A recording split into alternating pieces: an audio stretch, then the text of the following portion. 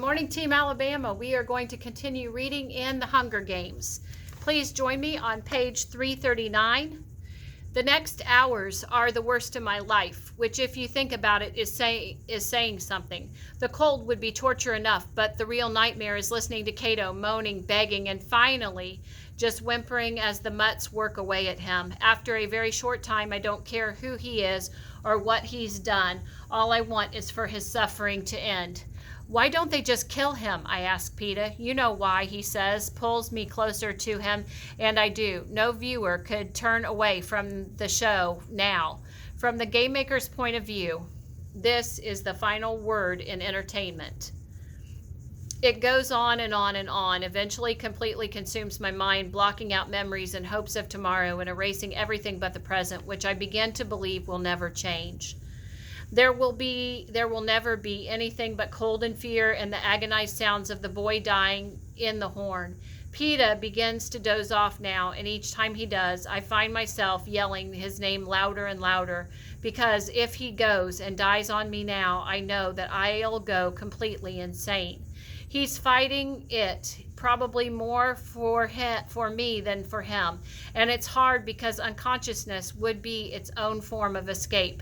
But the adrenaline pumping through my body would never allow me to follow him, so I can't let him go. I just can't. The only indication of the passage of time lies in the heavens, the subtle shift of the moon. So Peeta begins pointing it out to me, insisting I acknowledge its progress, and sometimes for just a moment I feel a flicker of hope before the agony of the night engulfs me again. Finally, I hear him whisper that the sun is rising. I open my eyes and find the stars fading in the pale light of dawn. I can see, too, how bloodless Peeta's face has become and how little time he has left. And I know I have to get him back to the capital. Still, no cannon has fired. I press my good ear against the horn, and I can just make out Cato's voice. I think he's closer now. Katniss, can you shoot him? Peeta asks. If he's near the mouth, I may be able to take him out. It would be an act of mercy at this point.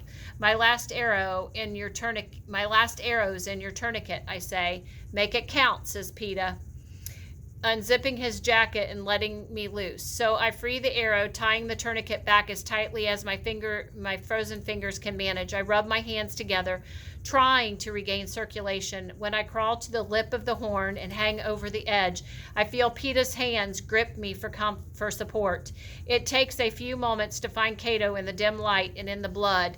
Then the raw hunk of meat that used to be my enemy makes a sound, and I know where his mouth is, and I think the word he's trying to say is please.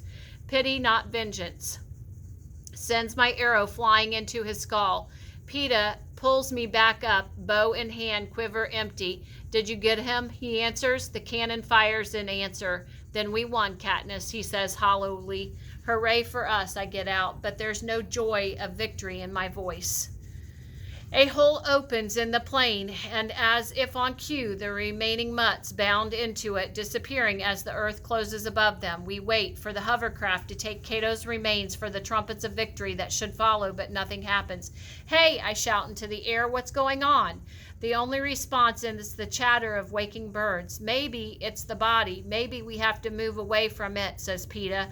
I try to remember. Do you have to distance yourself from the dead tribute on the final kill? My brain is too muddled to be sure, but what else could be the reason for the delay? Okay, think you could make it to the lake, I ask?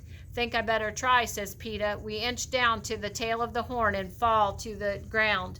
If the stiffness in my limbs is this bad, how can Peeta even move? I rise first, swinging and bending my arms and legs until I think that I can help him up. Somehow we make it back to the lake, and I scoop up a handful of cold water for Peeta and bring a second to my lips. A mockingjay gives the long, low whistle, and tears of relief fill my eyes as the hovercraft appears and takes Cato's body away. Now they will take us. Now we can go home. But again, there's no response. What are they waiting for? Says Peeta weakly. Between the loss of the tourniquet and the effort it took to get to the lake, his wound has opened up again. I don't know, I say.